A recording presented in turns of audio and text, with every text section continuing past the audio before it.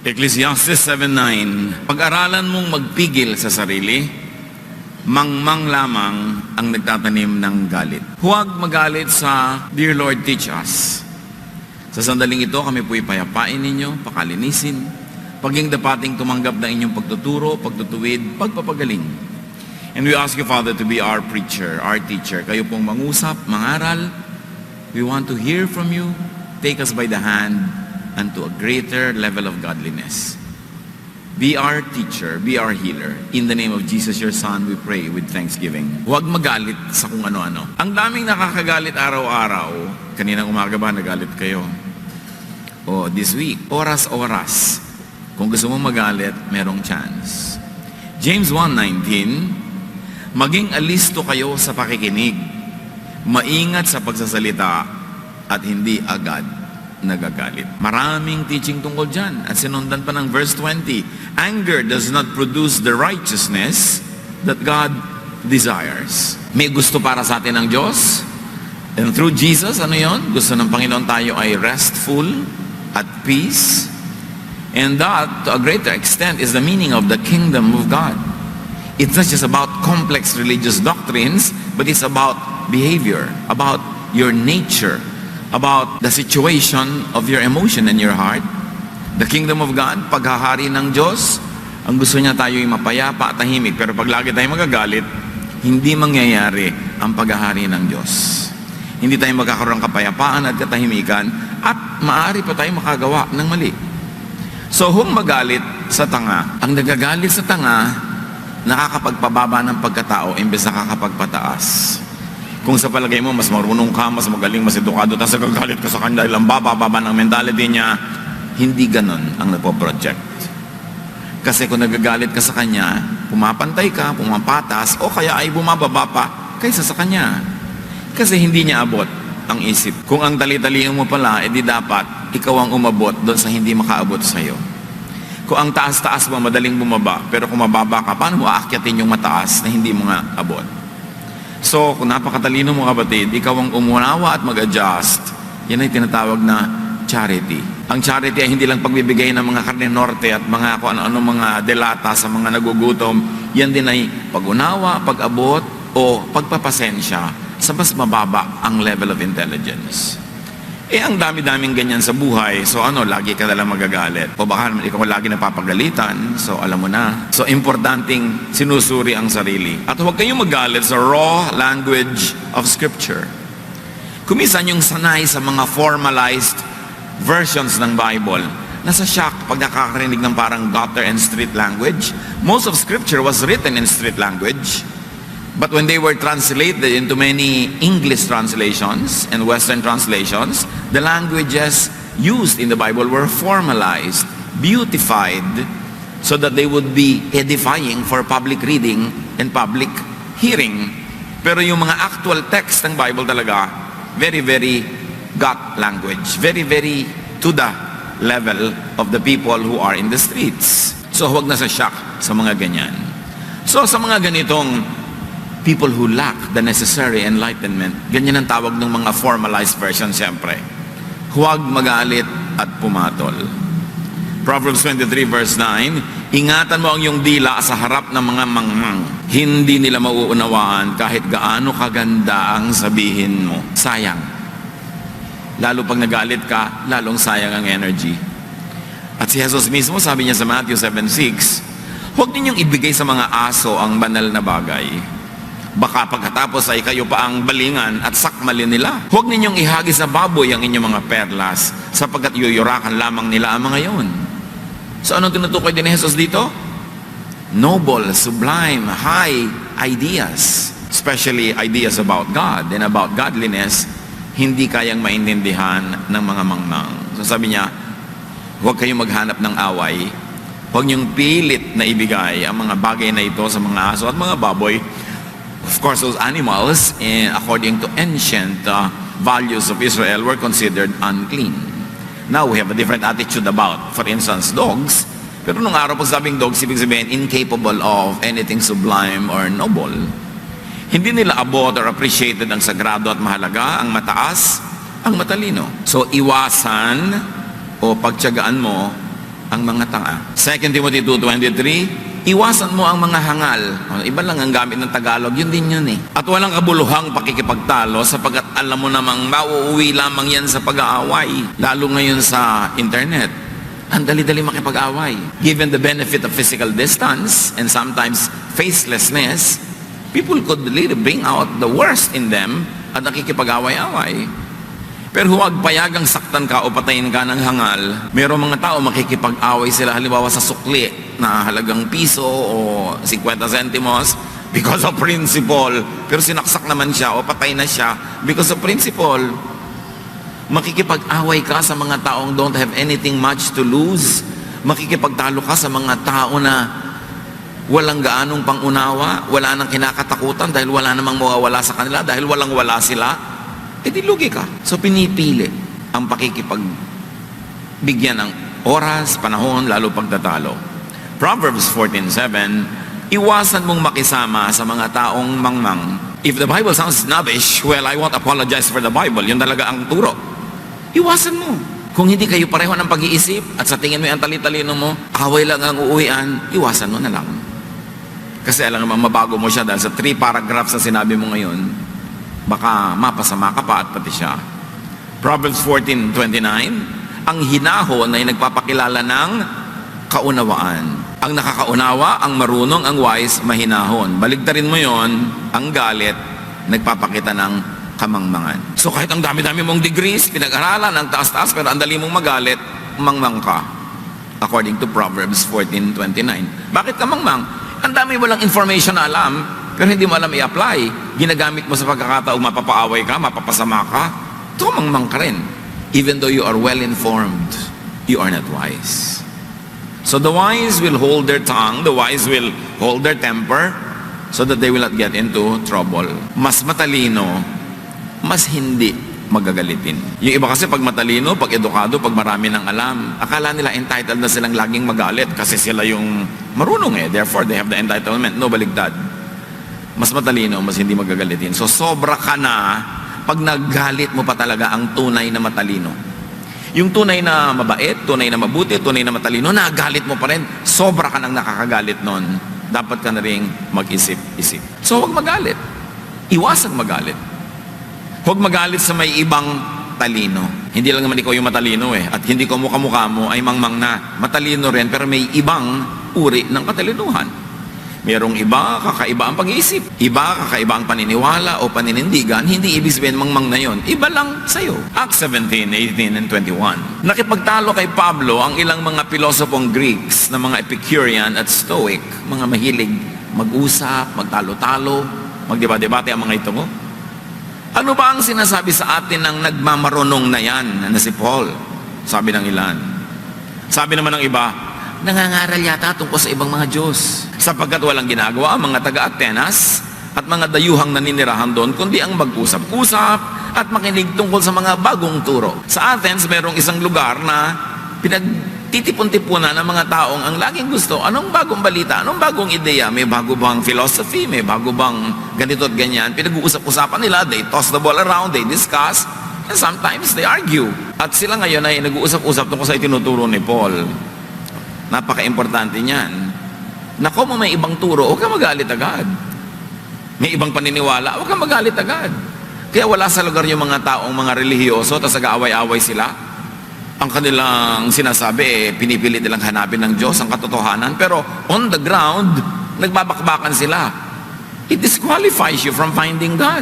Kasi yung pamamaraan na naninira, nagsisiraan, nag-aaway-aaway, nagbabangayan, malayong-malayo niyan na makita ang Diyos.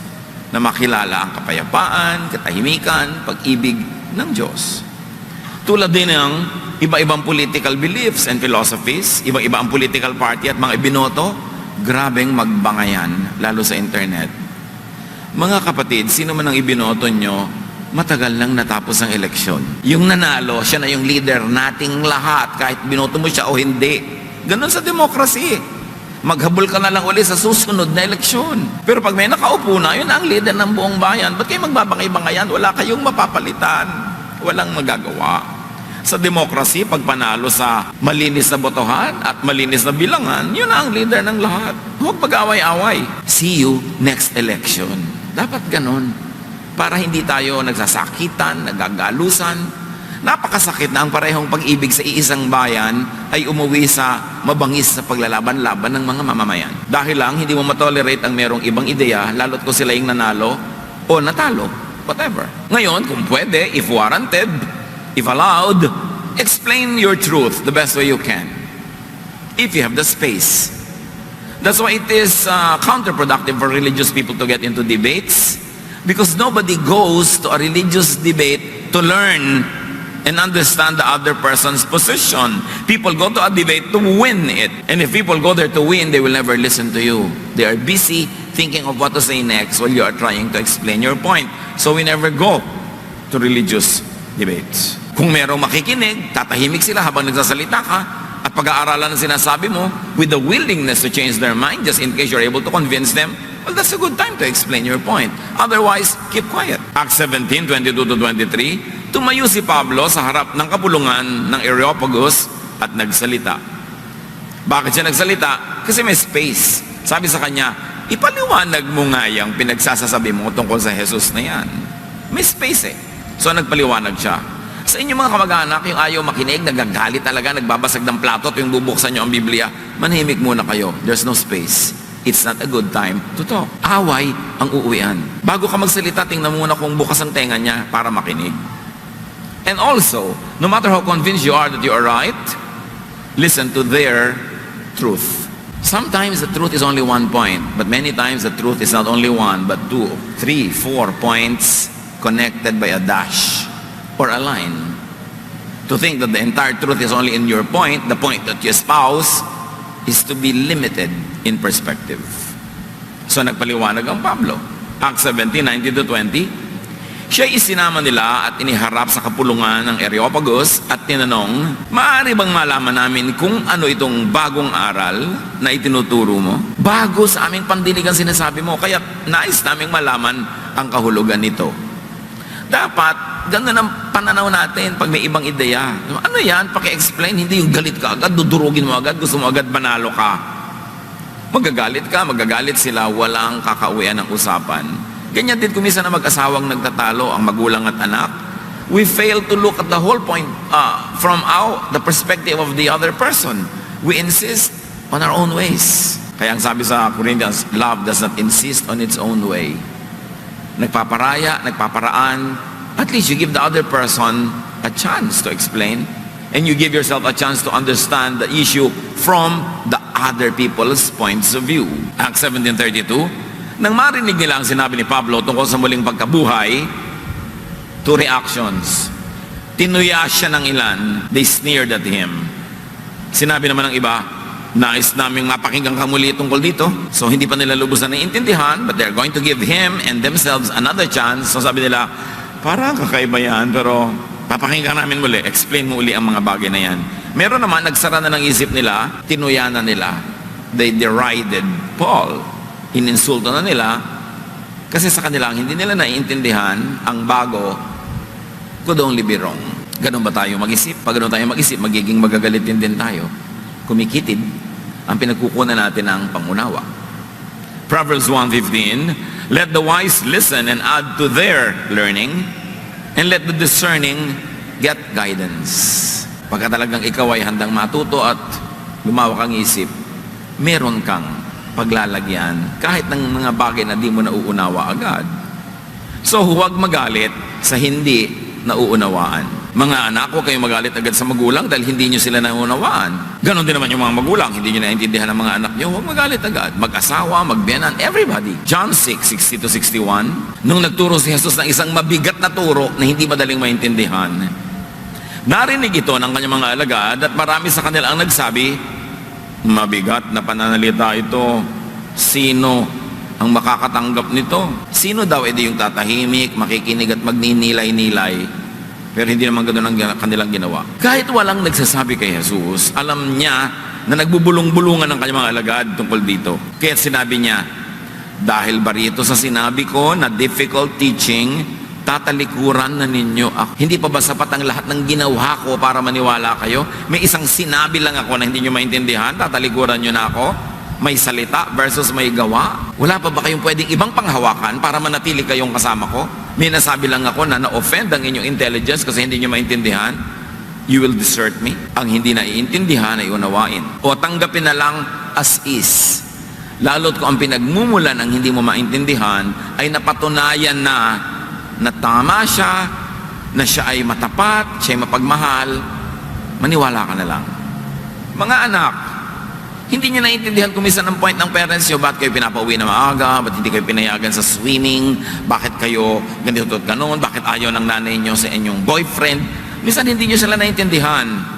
Pero alang-alang, sa lifelong proof nila na mahal kayo, inalagaan kayo, kayo ay pinakain, ipinagtanggol, doon yun na lang ang panghawakan nyo. Doon kayo kumuha ng paniniwala para patuloy kayong maging matapat laban doon sa ideya na hindi nyo lang maintindihan. Because many parents, of course, have already proven beyond doubt how much they really are interested in the welfare of their children. So for everything else that they have proven through good deeds, through love, through practical family management, maniwala na kayo doon para sa mga hindi nyo maintindihan. Ngayon, ganun din kahit sa mga corporate setting. Minsan di mo naiintindihan yung policy ng kumpanya, pero ang tagal na niyan, very fruitful na kumpanya, so alam na niya yung ginagawa niya. Alang-alang doon, maniwala ka at huwag kang makipag-away.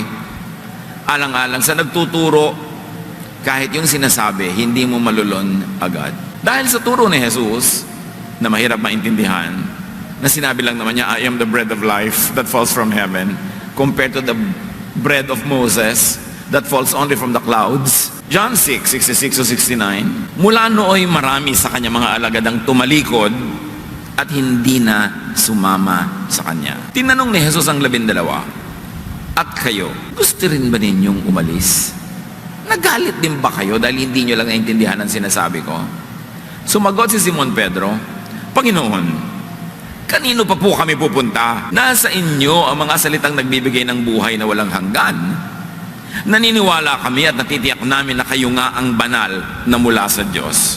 Hindi man naiintindihan ang sentence nyo tungkol sa bread from heaven, pero naiintindihan namin ang napakarami nyo ng ginawa at marami nyo pang ibang sentences na naiintindihan naman namin. So alang-alang doon, we are staying. Hindi nila pinairal yung init ng ulo, yung bugso ng damdamin.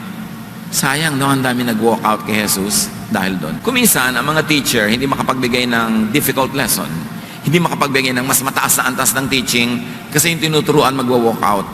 Kasi yung tinuturuan hindi tatanggapin. Kahit na 1,000 taon nang nagtuturo yung teacher na yun, ang dami-dami na niyang naibigay na dugo, pawis, buhay sa tinuturuan, may kaprasong doktrina na hindi nagustuhan nung nakinig, layas agad. Nangyari yan kay Jesus.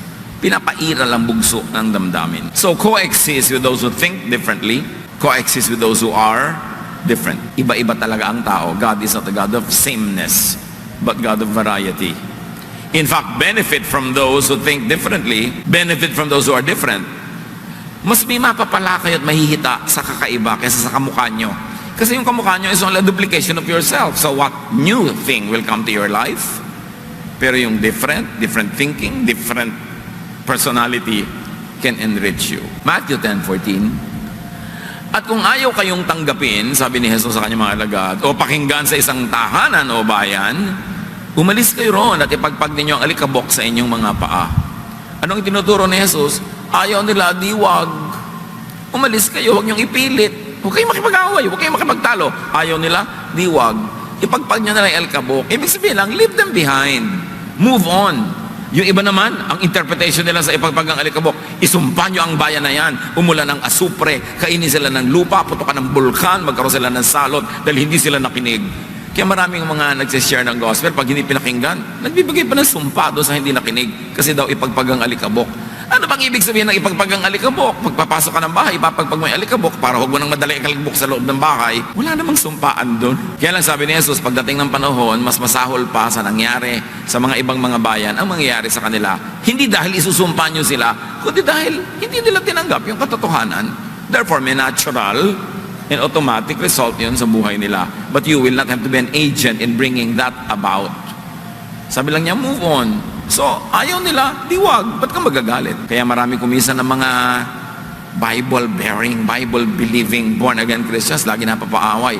Kasi pag tinanggihan, nagagalit, nakikipag-away. At pag napiko na, bahala kayo, you will go to hell. So, walang inabot na maganda ang gawain. Huwag magalit sa mga likas or born that way ng tao. Ang tao may likas.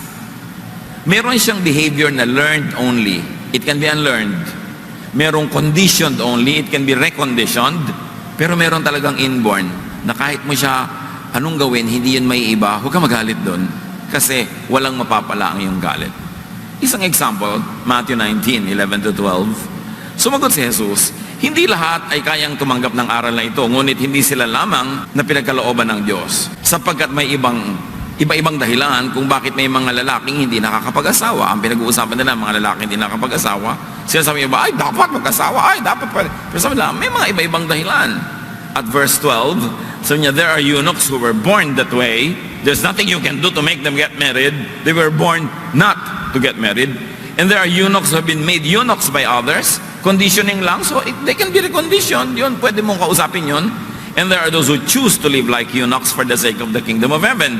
So you can convince them so that they will choose otherwise. The one who can accept this should accept this. Sinasabi ni Jesus, ang likas ng tao nakikita mo, may tatlong pinanggagalingan. Pag born that way, wala kang magagawa tungkol doon. Ngayon, kung nasanay lang, naturuan, pwede mong turuan ng iba. And given time, pwedeng maiba. At yung iba naman, ganyan lang sila kasi choice nila.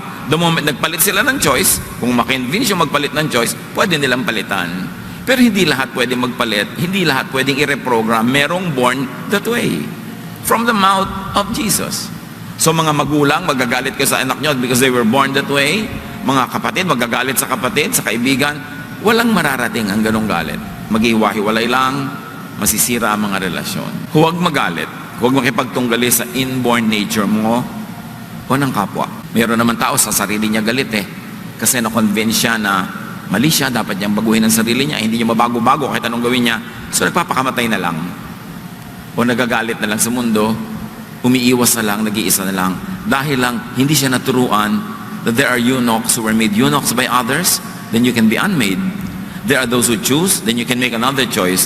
But there are those who are simply born that way. At pag natanggap mo yun, tatahimik ang iyong loob tungkol sa iyong sarili o sa iba, sa kapwa. Ngayon, kung sa iba merong mga pagkakagulo-gulo ng pananaw, ng point of view, umiwas na lang kung ayaw mo talaga sa kanila. Pero huwag mong awayin. Huwag kang makipagkagulo. Keep distance. Hindi ko na lagi nakikita ngayon sa mga likod ng mga truck, pero uso nung araw nakalagay, distancia amigo. Keep distance. So for people you don't like, avoid friction, stay away. Ang laki naman ng planeta. Pwede ka naman tumira sa Sahara Desert, for instance, para hindi kayo lagi magkita araw-araw. Matthew 7:1-2, huwag kayong humatol nang kayo'y di hatulan. Sa paghahatulan kayo ng Diyos, ayon sa paghatol ninyo sa iba. At susukatin kayo ayon sa panukat na ginagamit ninyo sa iba. So the kinder you are to others, the kinder God will be to you. The more tolerant you are of others, the more tolerant God will be of you. Kaya huwag magalit. Maging sa kapwa, huwag magalit sa makasarili. Usually nagagalit tayo sa mga selfish, nagagalit tayo sa mga inuuna ang sarili nila. 2 Timothy 3:2, sapagkat ang mga tao ay magiging maibigin sa sarili. Expect people will be lovers of self. So when you see it happening, you say, of course, the Bible said that. Of course, it's so natural. People will naturally be selfish. Survival will make people selfish. Magagalit ka lang pag ang in-expect mo, people will be selfless. Konti yun. People will be naturally selfish. The earlier you accept that reality, the longer in life you will have peace. Ganun talaga. Kung minsan sarili mo ang nanay yung selfish, maraming humihinga sa akin yan sa Facebook. Minsan sarili mong asawa, sarili mong anak, kapatid, people will be selfish. Pag may inilagay ka ng space sa puso mo, na ganun talaga ang buhay, hindi ka na magagalit. Pagka nakita mo nangyayari, may paglalagyan ka na hindi na nakakalito. Haggai 1:9, Sabi ng Diyos sa Israel, umaasa kayo nga ani ng masagana, ngunit kayo'y nabigo. At ang kakaunting ani na iniwi ninyo sa akin, ay akin pang isinambulat. Ginawa ko yan sa inyo sapagkat abalang-abala kayo sa pagpapaganda ng inyong mga bahay, samantalang ang templo na aking tahanan ay pinababayaan yung wasak. So sabi ng Diyos, ang selfish nyo, ang gaganda ng mga bahay nyo, ang ayos ng buhay nyo, tapos itong temple pinapabayaan nyo, kaya hindi ko kayo pinapaani ng marami. At kahit na yung konting inaanin nyo, na aaksaya, nasasayang, nababaliwala rin. Bakit? Kasi sobra kayong selfish. You should learn from that. So God has a very, very clear grasp of human selfishness. Tayo, pag nakikita natin nangyayari sa iba, maging sa ating sarili, natural yan. Huwag ka na makipag-away dun sa iba. Umiwas ka na lang, mag-ingat ka na lang, para huwag ka malamangan kung ayaw mong palamang. Unawain mo hanggang maunawa mo. At yung sarili mo ang iyong pigilin, baguhin, kasi meron kang control sa iyong sarili. Matthew 10:16, kaya't maging matalino kayong gaya ng ahas. Kasi hindi naman sinasabi niyang patayin mo lahat ng ahas o patayin mo lahat ng matalino. Maging matalino kayo. Be wise as serpents. People will be selfish. Don't be angry when you see it happening, but protect yourself before, during, and after, so that you will have less reason to be angry. Isa pang madalas na galit tayo, na dapat hindi. Huwag kang magalit sa kakompetensya, sa karibal. Natural, people will always want to get what they want, what they need in life. Nakikita mo kasi yung mga lalaking iisang babaeng nililigawan, nagsasaksakan, nagbabarilan. Normal lang yun. Bakit hindi na lang present your case to the girl in the best way possible and let her choose? Parang election lang yan. O hindi ikaw napili, kumanta ka ng leron-leron sinta. Kapos kapalaran, humanap ng iba. Pero para makipag-away ka sa kompetensya mo, lahat nga ng halaman sa paligid natin, nagkikipag-compete yan eh. Bakit ang tataas ng iba, inuunahan nila yung iba para sila ang mauna sa araw? Bakit ang lalabay ng kanilang mga sanga para wala nang tumubo sa ilalim nila, para solong-solo nila yung lupa? Pati mga halaman, they compete. It's the way nature was designed, that creatures and creation have to survive. So even people will be selfish. Protect yourself and do your best. Ecclesiastes 4:4, nakita ko rin ang tao ay nagpapakapagod upang mahigitan ang kanyang kapwa. Sabi niya, you know why so many people try to excel? Only to win in the competition. They are not really after excellence. They are not really after quality. They want to win. That's all. Kaya trabaho ng trabaho yan, hindi para lumuwag lang yung bahay nila. Hindi, gusto niya mas malaki yung bahay niya kesa sa kapitbahay. Hindi na niya tinataasan yung bahay niya para masagap niya ang hangin. Gusto niya masabing bahay niya ang pinakamataas sa poblasyon. So ganun, people are always competing with one another. It's human nature. At kasama yun sa binayaran ni Jesus sa krus ng Kalbaryo. Tayo mga nasa Panginoon na dapat maging mapagbantay kung lumalabas-labas yung mga dating gano'n, at supilin, pigilin, kontrolin. Pero pag nakita nyo sa kapwa, huwag kayong magalit. Sabihin nyo sa sarili nyo, naturally. Ganun talaga.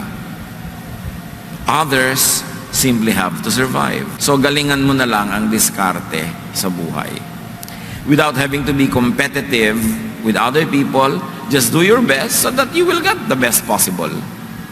Galatians 6:4-5, suriin ng bawat isa ang kanyang gawa. Sa gayon, ang kanyang kagalakan ay nakabatay sa kanyang gawa, sapagkat ang bawat isa ay dapat magdala ng kanyang sariling dalahin.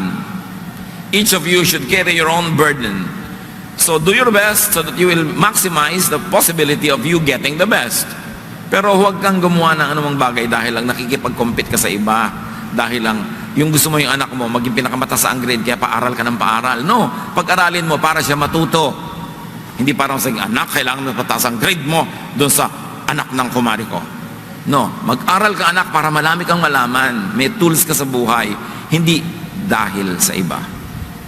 Napakahalaga nun. May katahimikan ka nun, may kapayapaan. Even if you're struggling to do your best, but only so that you could do your best and not to outdo other people, maraming kapayapaan na kasama yon. Pag lagi kang competitive, wala kang kapayapaan. I know somebody back in grade school and high school, dalawa silang nagko-contest for first honors. Laging pagka ibinibigay ang grade, silipan agad sila, tanungan kung anong grade nung isa. Hindi na nila mapansin ang sarili nila dahil nakabantay sila lagi ito sa kanilang kalaban. It will not give you peace. It will prevent God from ruling in your life when you're always competing with others. Kaya, galingan mo na lang. Sabi sa Ecclesiastes 11, 1-2, hindi mo alam kung aling negosyo ang magtatagumpay, aling investment ang kikita. Ship your grain across the sea. After many days, you may receive a return. Invest in 7 ventures. Yes, even in 8. You do not know what disaster may come upon the land. So don't put all of your eggs in one basket. Damihan mo ang investment mo, iba-iba. Meron kang konting diversity para kung hindi kumita yung kabila, may kumikita ang kabila. But don't diversify too much because you spread yourself too thinly. Then you maximize the possibility of you succeeding. Pero huwag kang magalit dun sa iba.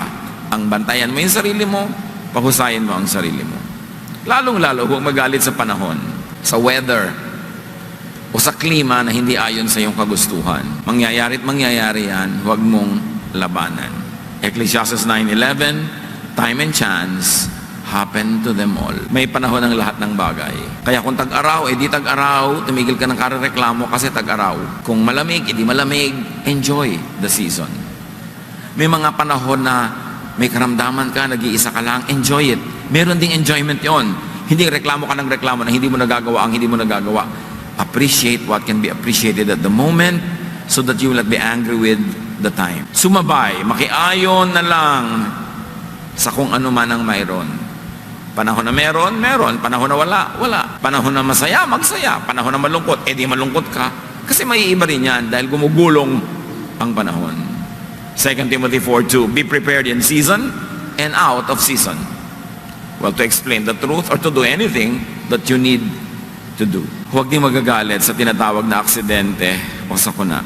Ecclesiastes 9:11, lahat ay dinaratnan ng malas. Nangyayari rin talaga. Yung ginawa mo na ang lahat, hindi pa rin nagtagumpay, it happens. Pero bihira naman mangyari yon. Huwag kang magalit sa Diyos, huwag kang magalit sa pagbubuntunan mo ng sisi. Kung minsan na aksidente ka, pati yung naghugas ng kotse mo kahapon, yun ang sisisihin mo, sa kakahanap mo ng masisisi. Magagalit ka lang, sabi mo, time and chance happens to them all. Tagalog version, mas malinaw, lahat dinaratnan ng malas. Mag-ingat na lang. And minimize possibility of that happening, minimize the possibility of damage. Proverbs 22:3, kung may dumarating na panganib, ang matalino'y nag-iingat. Ngunit di ito pansin ang mangmang, kaya siya'y napapahamak. So mahalagang maging mapagbantay din. May mga naiiwasan din. Sa amin nung araw sa Bulacan, nung nagkaroon ng land reform, 70s. May mga pamilya, sobrang na land reform. Ang dami nilang bukid na nawala. Pero mayroong mga maagap. Nung nabalitaan nila na magkaka-land reform, hindi sila tumanggap ng mga buwis sa mga kasama. So, nung nagrehistro ang mga kasama, hindi nakapagrehistro kasi hindi nagbubuwis. May maagap. Sa lahat ng bagay, may maagap. At kadalasan, totoo yun, daig ng maagap ang masipag. So, para huwag kang magalit sa sitwasyon, huwag kang magalit sa gobyerno, gawin mo ang magagawa mo para ma-protect mo ang sarili mo kung ano man yung proteksyon na kailangan mo. Do not hurt for long for what others think of and say about you. Huwag magalit sa mga sinasabi ng tao tungkol sa iyo. Lalo nga, pinag-uusapan natin, mga iniisip ng tao sa iyo. Sinasabi, lalo ngayon sa internet, ang daling masaktan pag binasa mo mga sinasabi nila. So bakit mo babasahin? Bakit mo follow?